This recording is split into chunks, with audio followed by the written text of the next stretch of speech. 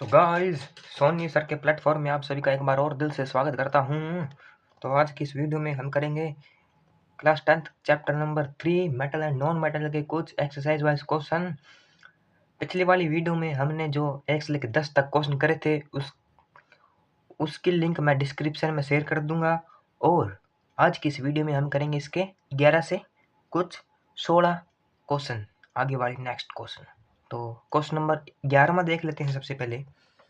तो question number 11 में बताया है what type of oxide are found when non metal combine with oxygen. इसमें पूछा है अगर क्या होगा जब नॉन मेटल के साथ कंबाइन किया जाए ऑक्सीजन, तो कौन सा ऑक्साइड मिलेगा अपने को। तो आंसर देखते हैं इसका सीधा साधा। Non metal combine with oxygen to form acidic oxide और नेट न्यूट्रल ऑक्साइड। क्योंकि अगर जितने भी नॉन मेटल ऑक्साइड होते हैं वह सभी एसिडिक नेचर के होते हैं, मतलब एसिडिक ऑक्साइड होते हैं वो। और जो भी मेटलिक ऑक्साइड होते हैं वह बेस के होते हैं, बेसिक नेचर के होते हैं। तो आगे देखते हैं एसिडिक ऑक्साइड। अगर एसिडिक ऑक्साइड कैसे बनेगा, ये नॉन मेटल अपना सल्फर प्लस इसके साथ कंबाइन करेंगे ऑक्सीजन का O2, तो बनेगा सल्फर डाइऑक्साइड। ठीक है, और ये बनेगा हमारा एसिडिक नेचर का। और न्यूट्रल ऑक्साइड कौन सा होता है, जैसे कि वाटर, जैसे हाइड्रोजन प्लस ऑक्सीजन का मिक्सचर करे तो बनेगा वाटर। इसलिए ये हाइड्रोजन क्या है, नॉन मेटल है, और इसके साथ कंबाइन कर दिया ऑक्सीजन के साथ तो बनेगा वाटर H2O। इसको बैलेंस करने के लिए यहाँ पे 2 लगेगा और यहाँ पे लगेगा 2। ये है न्यूट्रल ऑक्साइड। ठीक है दोस्तों, क्वेश्चन नंबर समाप्त हो चुका है यहीं पे। क्वेश्चन नंबर 12 देखते हैं। Give reason. ओके, रीजन देना अपने को। Platinum, gold and silver are used to make jewelleries. जो भी प्लेटिनियम, गोल्ड, सिल्वर ये यूज क्यों आते हैं ज्वेलरी में, तो आंसर सीधा सा पढ़ेंगे इसका। Platinum, gold and silver are used to make jewellery because they are very चमकीला मतलब लस्ट्रस, चमकीला मतलब lustrous. Also they are very less reactive metal and do not corrode easily।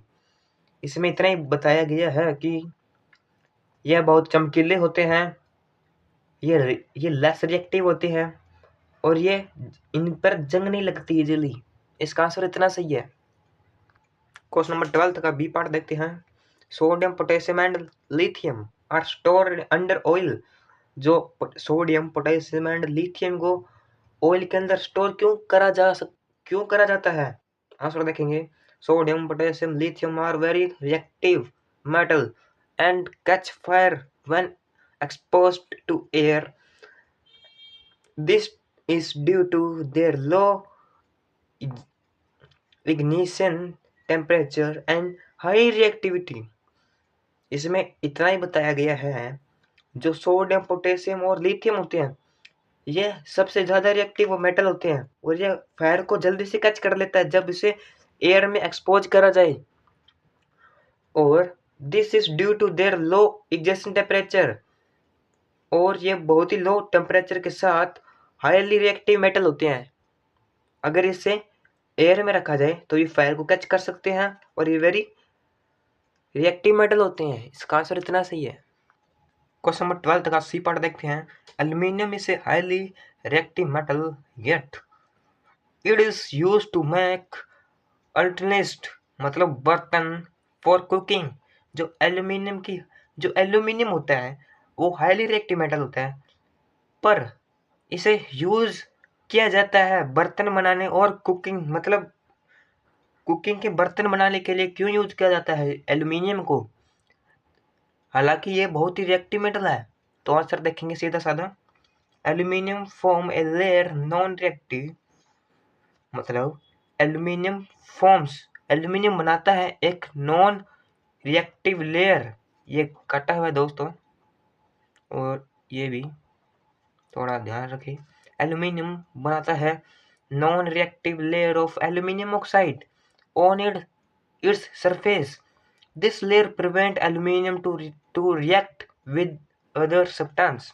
समझा देता हूँ, जो एल्यूमिनियम है वह एक नॉन रिएक्टिव लेयर बनाता है जो कि है एल्यूमिनियम ऑक्साइड अपने सरफेस के ऊपर, और यह लेयर प्रिवेंट करती है एल्यूमिनियम को to react with other substance.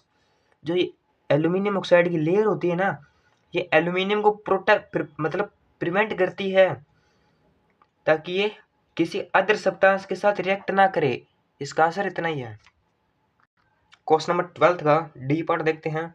Carbonate and sulphide ores are usually converted into oxide during the process of extraction.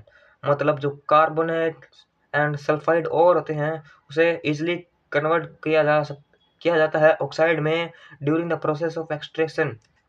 Extraction की प्रोसेस के द्वारा इसे ऑक्साइड क्यों कहा जाता है, इसमें आंसर देखेंगे, छोटा सा ही है। Carbonate and sulphide ore are usually converted into oxide during the process of extraction because, यहाँ से लिखना है दोस्तों, metal can be easily extract from their oxide. जो मेटल है उसे इजीली किया जा सकता है एक्सट्रैक्ट, मतलब फ्रॉम देयर ऑक्साइड। जो मेटल होते हैं ऑक्साइड से उसे मेटल निकाला जा सकता है, मतलब एक्सट्रैक्ट किया जा सकता है इजीली। इसलिए जो कार्बोनेट और सल्फाइड के ओर होते हैं उसे यूजली कन्वर्ट किया जाता है ऑक्साइड में by the process of extraction. Question number 13, you must have seen tarnished copper vessel being cleaned with lemon or turmeric juice. Explain why this source substance are effective in cleaning the vessel. मतलब समझा देता हूँ, जो भी तुम्हारे पास मतलब तुम्हारे पास एक कॉपर वेसल है, उसे क्लीन करने के लिए विद लेमन और इमली, टर्मरिक मतलब इमली का जूस साफ करने के लिए किया जाए तो एक्सप्लेन बताओ कि क्यों जो खट्टे सब्सटेंस है ये इफेक्ट पड़ेंगे क्लीनिंग वेसल के लिए या नहीं पड़ेंगे। तो बता देते हैं, मतलब इसका टर्निस्ट मतलब होता है मेला बर्तन।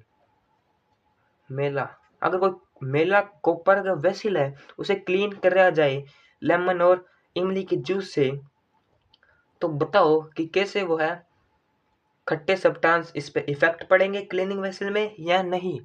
तो आंसर देखते हैं, इसका साधारण सा ही है।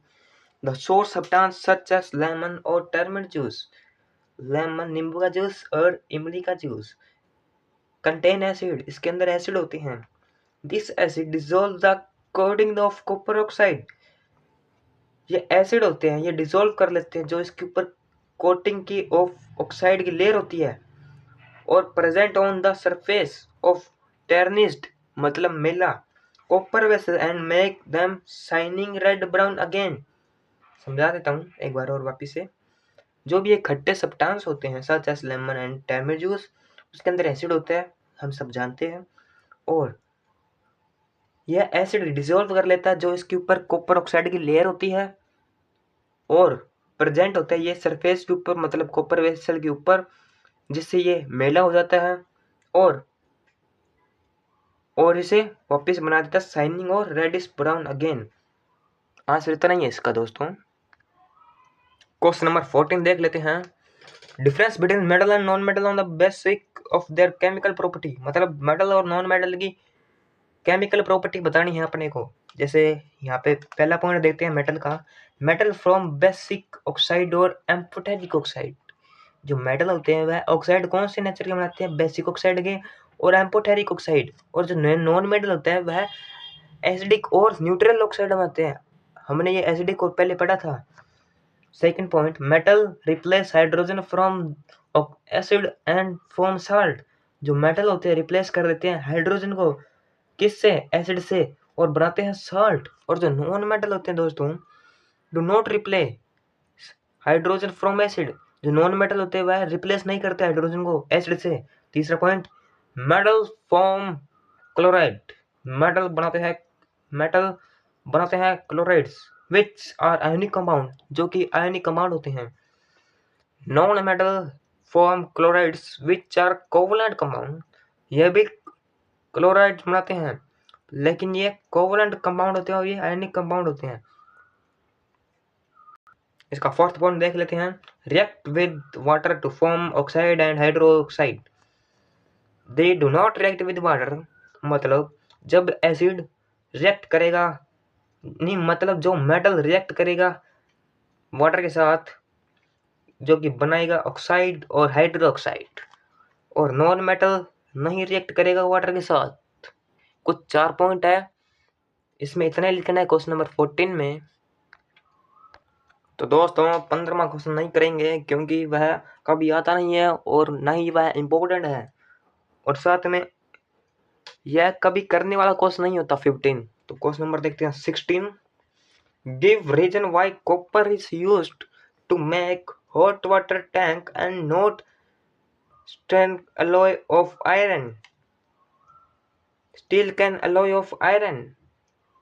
Steel an alloy of iron, मतलब रीजन बताओ कि क्यों कॉपर यूज होता है हॉट वाटर टैंक में, हॉट वाटर टैंक में, जबकि स्टील नहीं होता यूज हॉट वाटर टैंक के अंदर।